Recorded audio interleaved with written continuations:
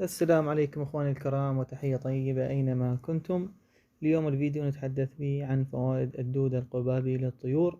مثل ما تلاحظون الطيور تحب الدودة القبابي، ويعتبر وجبة مهمة للطيور، يقدم كل اسبوع او كل 5 ايام، ويحتوي على العديد من المواد الغذائية من ناحية الالياف والدهون، لكن الاكثار منه يؤدي الى تشحم الطيور.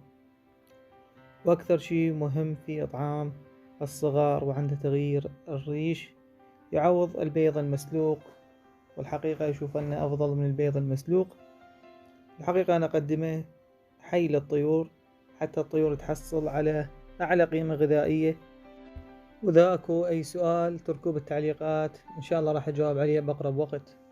دمتم في رعاية الله وحفظه، وإن شاء الله نلتقي في فيديوهات قادمة.